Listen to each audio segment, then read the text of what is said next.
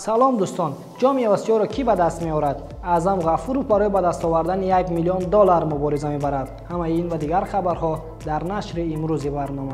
قهرمانی جام آسیا چون همیشه دیدنی و پیشگویی نشونده باقی میماند. علیرغم تمام فکرها منتخب قطر یکی از قوی‌ترین تیم آسیا یکچین ایران را نیز شکست داد. اکنون در جام آسیا دو کشور عربی مقابل هم برای غالب این مسابقه شدن مبارزه خواهند برد. در قهرمانی فوتبال آسیا تنها دو دسته قطر و اردن میان هم رقابت خواهند کرد. بازی آخرین میان قطر و ایران بود که با حساب 3-2 بر نفع میدانداران به انجام رسید. این در حالی است که تمام دوستداران فوتبال و اداره‌های بوکمکری در این رقابت پیشرفت و غالب تیم ملی ایران را پیشگویی می‌کردند، ولی طور دیده می‌شود این نوبت هیچ کسی و چیزی نمی‌تواند بازی‌های قهرمانی جام آسیا را پیشگویی کند. اینک از 24 کشور تنها دو تای آن قطر و اردن باقی ماندند. تیم منتخب قطر که قهرمانی جام آسیا 2019 را به دست آورده بود، این نوبت هم امکان دارد که جام را به دست آورد. بازی آنها سنه 10 فوریه ساعت 20:00 به وقت دوشنبه دایر می شود. اکنون شما به کدام منتخب مخلصی میکنید؟ حتما نظر خود را زیر این نوار بنویسید. شب گذشته در دایره چارچوبه جام موسمی ریاض باشگاه‌های النصر و الهلال با هم بازی رفیقانه انجام دادند. در این بازی دسته النصر با حساب 2-0 شکست خورد.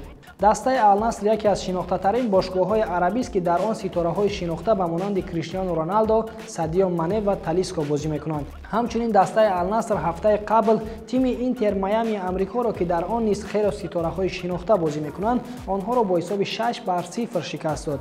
این در حالی است که آن زمان رونالدو و مانه به میدان نبرآمدند و النصر بدون بازیگران اساسی توانست تیم مسی، سوارز، آلبا و بوسکتس را که حالا در این دسته بازی می‌کنند با حساب کلان 6-0 شکست داد. شام امروز محاربه تکراری ورزشکار شناخته تاجیک اعظم غفورov با رقیب سرسخت برزیلی خود آلن گامش برگزار می شود. این محاربه در وزن تا 60 کیلوگرم تشکیلات با نفوذ ACA برگزار می شود. اعظم غفورov در رده‌بندی وزن خود در این تشکیلات مقام دوم را کسب می کند.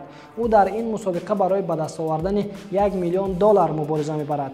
اعظم غفورov 2 سال قبل با آلن گامش محاربه انجام داد و در آن با طریق نکاوت تکنیکی شکست خورد. همکنون تشکیلات ACA محاربه تکراری آنها را برگزار نموده است. این روانچ بهترین امکانیت برای غفورov است تا گامش را شکست دهد و برای به دست آوردن $1 میلیون مبارزه برد. اعظم غفورov در یک نوار کوتاه همچنین از مخلصان خود خواست که ترتیب و قاعده‌های جاری این مسابقه را ویران نکنند.